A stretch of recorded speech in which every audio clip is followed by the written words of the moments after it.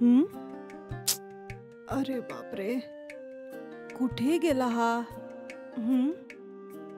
इथे तर नाहीये ना? अरे बापरे, खूप महाग होता तो. त्यांना जर कळलं ना तर माझा जीव घेतील ते. अरे यार. अरे बापरे, आता मी काय करू? इथेच तर बसली होते मी. अरे यार, कुठे गेला? याच्या मागे तर नाही पडला ना? इथे पण तर नाहीये.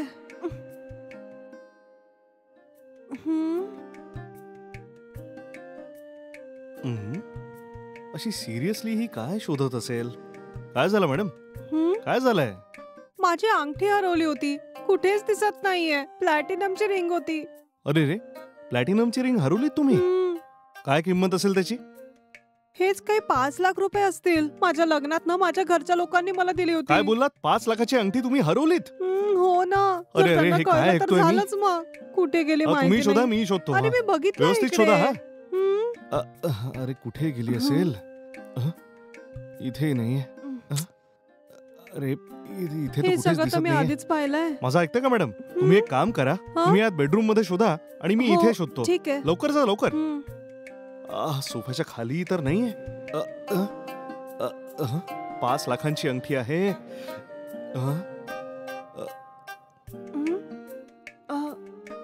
कुठे पडली असेल? अरे देवा, किती वेळापासून शोधते, कुठेच भेटत नाहीये. आता काय करू मी? अरे बापरे.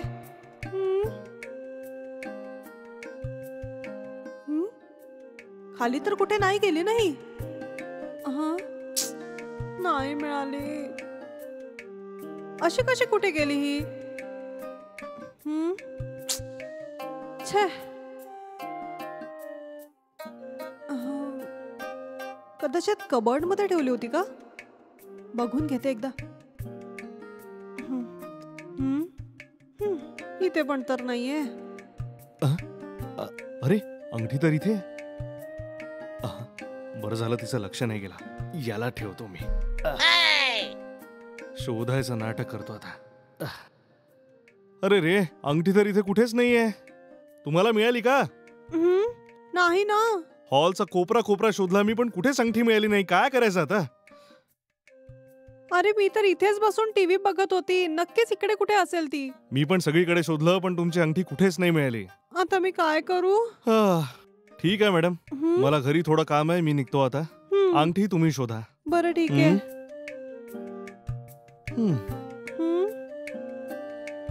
अरे यार, 5 लाखाची रिंग गेली का?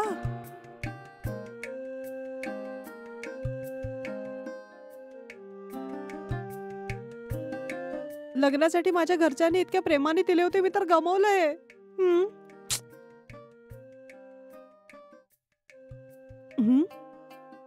हे काय?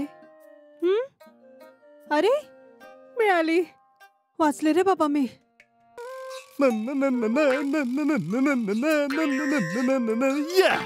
5 लाख रुपयांची प्लॅटिनमची अंगठी माझ्या हाती लागली आहे.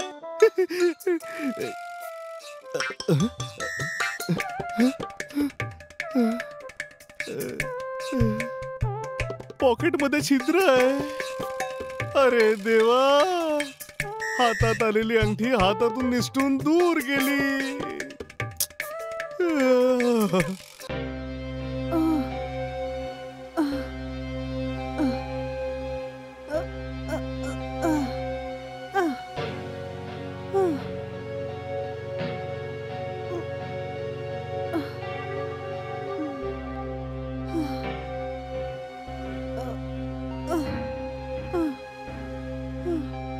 ऐका, कोणी आहे का घरी? दार उघडा ना. Hello hello. कोण आहात तुम्ही? पिण्यासाठी थोडं पाणी मिळेल का? अरे काय म्हणाला? पाणी हवं? या ना आत या ना. नाही सर, मी इथेच ठीक आहे. पाणी द्या बस. मॅडम काहीच हरकत नाही. मला आपला भाऊ समजा ना. या ना. अहो आत या ना. चला या. या. अहो या ना. खूप थकला आहात तुम्ही. चला या, बसा इकडे. अरे रे सांभाळून. आरामात. मॅडम तुमच्यासाठी ज्यूस वगैरे काही आणू का? नाही नाही, बाकी काहीच नकोय, फक्त पाणी हवंय ओ सर. नो, ठीक आहे, एक मिनिट आत्ताच पाणी घेऊन येतो मी. हा.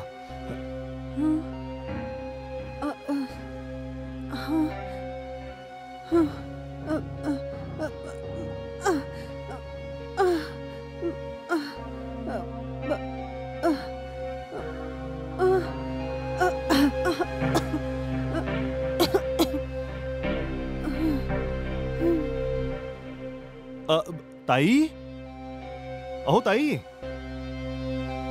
अहो उठा ना. अहो काय झालं? अरे अरे हे काय झालं?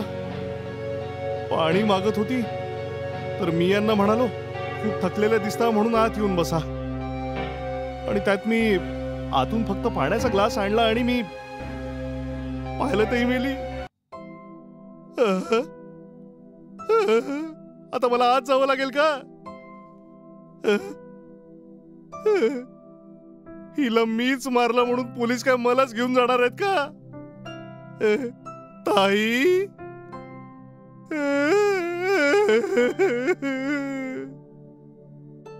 बाहेरूनच पाणी मागत होती, तुला आत बोलवून इथे बसून पाणी देत होतो मी. आता नेहमीसाठीच निघून गेली आणि पोलीस आता मला येऊन पकडतील. अरे देवा, ही तुझी कसली परीक्षा आहे रे?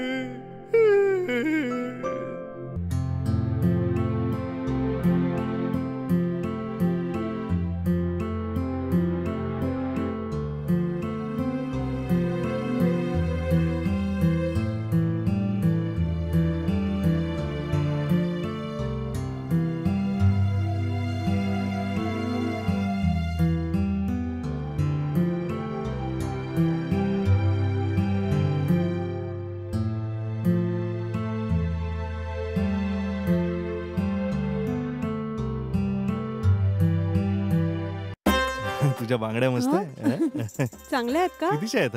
हं? लग्नासाठी घेतल्यात का? एक एक बांगडी एक एक तोळ्याची आहे. एकदम मस्त आहे. अजून यावेळी कोण दार वाजवत असेल का? तू थांब, मी जाऊन बघून येते. नाही थांब, माझ्याच ओळखीचं कोणीतरी आलं असेल, मी स्वतः जाऊन बघतो.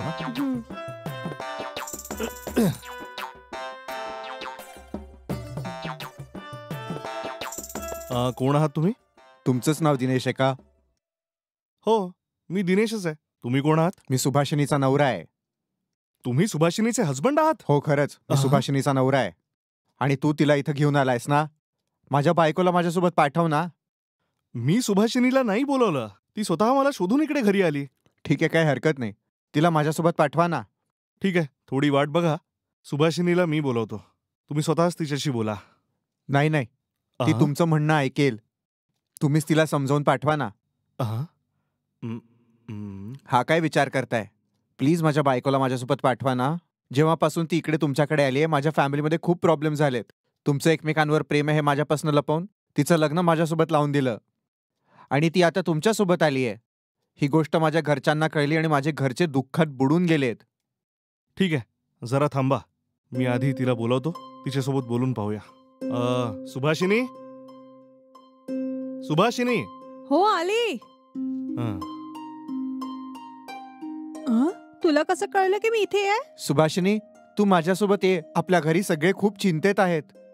तुमचं दोघांचं एकमेकांवर प्रेम आहे माझ्यापासून लपवून तू खूप मोठी चूक केलीस. आणि लग्नाच्या 1 महिन्याच्या आत तू यांच्यासोबत राहायला लागलीस. तुला माहिती आहे, लोक बाहेर माझी मस्करी करायला लागले आहेत. तुमच्या दोघांचं एकमेकांवर प्रेम होतं हे लग्नाआधी मला सांगितलं असतं तर. लग्नानंतर तुला अशा गोष्टी शोभा देत नाहीत. फक्त नातेवाईकच नाहीत, इतर लोकही माझ्यावर थुकतायत.